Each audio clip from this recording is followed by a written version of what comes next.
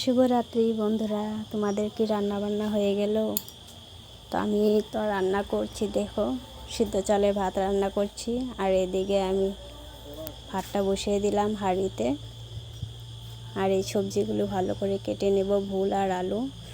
তার সঙ্গে সঙ্গে ভাতটাও দেখে নিচ্ছি, ভাতটা হয়ে গেছে, মাঠটা ছেঁকে নেব। সিদ্ধ চালের ভাত রান্না করছি। আর এই যে দেখুন নদীর টাটকা টাটকা লোকাল মাছ, এগুলি ভালো করে ধুয়ে পরিষ্কার করে লবণ আর হলুদ মেখে ফ্রাই করে নেব। মাছগুলো প্রায় হয়ে গেছে,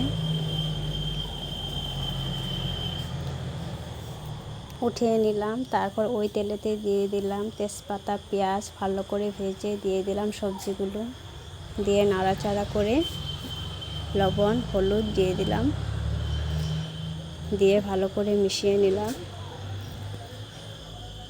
মিশানো হয়ে গেছে। এখন আমি অ্যাড করব মশলা, যেখানে আছে আদা, পেঁয়াজ, লঙ্কা, জিরে বেটে রেখেছিলাম, ওগুলো দিয়ে দিলাম।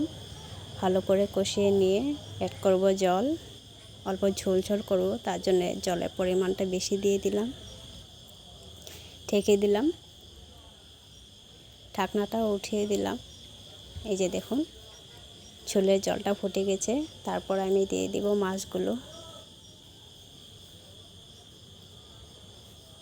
মাছের ঝোল প্রায় রেডি হয়ে গেল।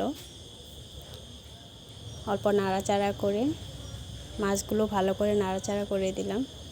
তারপরে দিয়ে দিলাম ধনেপাতা। এই যে দেখুন কত সুন্দর করে তরকারিটা জাল হচ্ছে।